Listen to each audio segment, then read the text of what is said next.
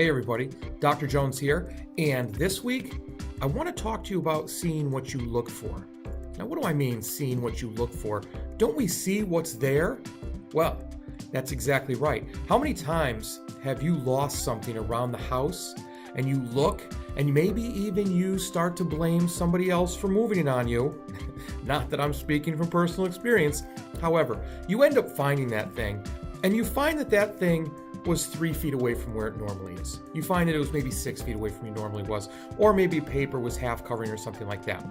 Point being is if you weren't looking for it like that, you didn't see it. You know, a great story my grandfather used to tell me, who was a hunter, he used to say, you'll never find a deer in the woods if you're looking for the deer.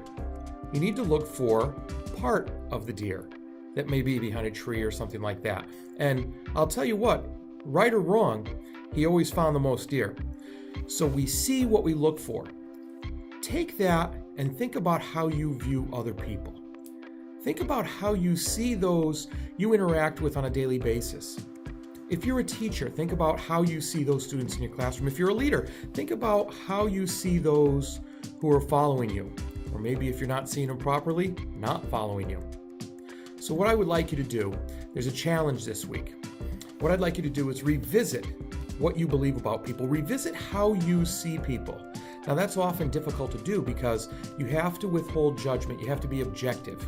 And that's one of the hardest things for us to do, to break through our preconceived notions, because our preconceived notions are usually right.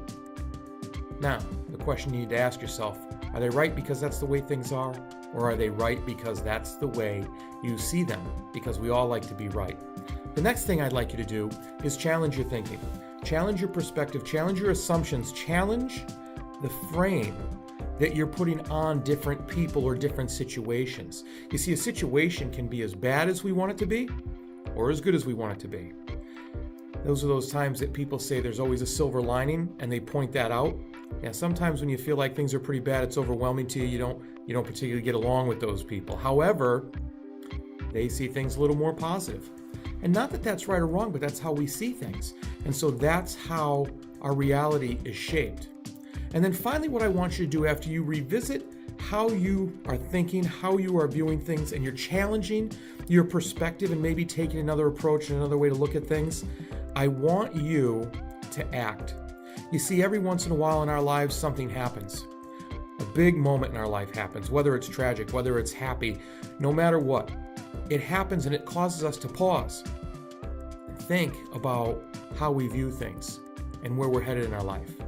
Well, that's great, but it doesn't mean much unless you act. So I would like you to pick something, revisit how you're perceiving it, challenge your assumptions and your preconceived notions and the frames that you've put on somebody, and don't just think about it, act on changing it and see what view you have from there. Hey, look, I appreciate you taking the time to listen. And if you take this challenge, please don't hesitate to reach out to me. Let me know how it worked for you, whether it's on Twitter, whether it's email, anything. And if you found value in it, take some time. Follow, subscribe, and you get these as they come out each time. Pass them along to somebody. Remember, be purposeful, act with integrity, and always build your character. You have a great day.